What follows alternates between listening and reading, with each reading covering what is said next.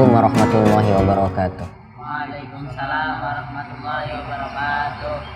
Saudara-saudara sekalian, saya ucapkan untuk Anda semua selamat datang di dakwah Islam Pencerahan.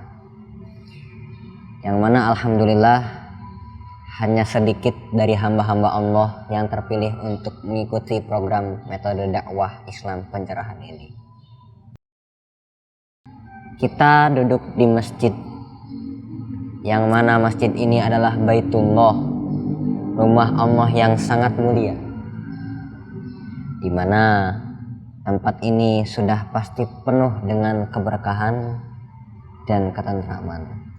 Alhamdulillah, kita tidak ditakdirkan seperti orang-orang di luar sana, yang mana mereka tidak berkumpul meramaikan masjid-masjid Allah, akan tetapi mereka malah berkumpul di lapangan malam-malam, mengadakan hal-hal yang mereka sebut haul, maulid dan lain sebagainya.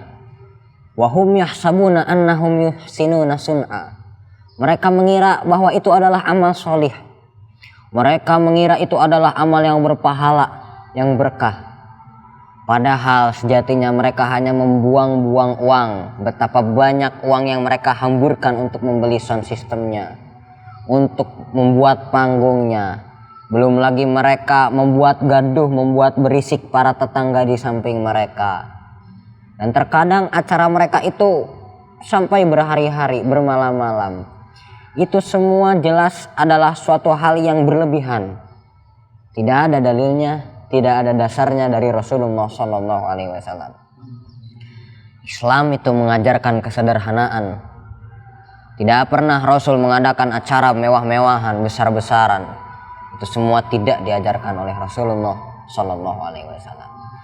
Oleh karena itu, mulai dari sekarang kita harus lebih banyak lagi memberikan pencerahan kepada teman-teman kita, saudara-saudara kita sama muslim yang masih aktif melakukan berbagai kebid'ahan, supaya mereka segera bertaubat dan kembali kepada dakwah Islam pencerahan. Jadi sampean gak usah seperti kelelawar Kang Tung yang bilang gak ada matahari.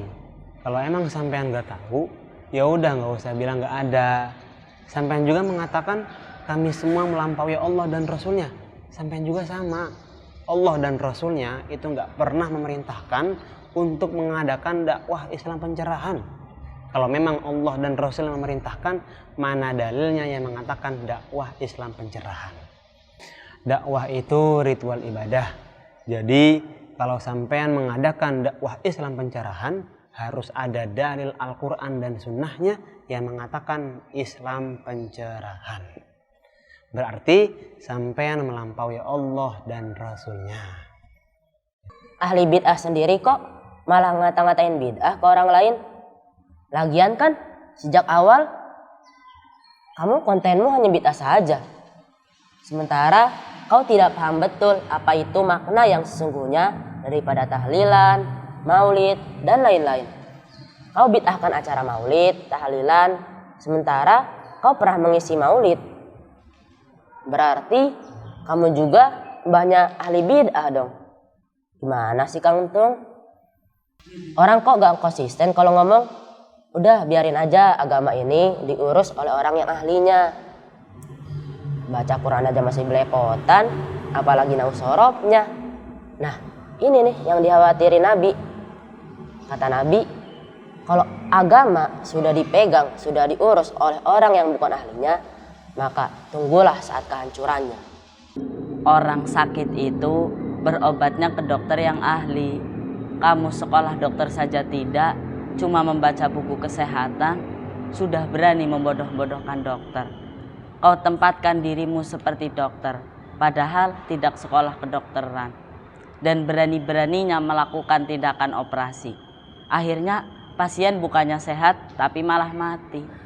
Sama dengan kamu itu, mondok di pesantren tidak pernah, baca Quran saja belepotan. Kok berani-beraninya bicara agama untuk umum? Akhirnya kacau.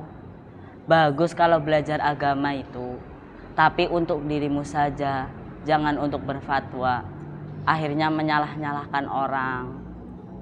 Sampean itu ibaratkan anak TK yang baru belajar membaca. tapi berani menyalahkan seorang profesor. Anak TK membaca cup ya cup, tapi profesor itu membacanya kap. Lalu sampean koar-koar setinggi langit menyalahkan profesor.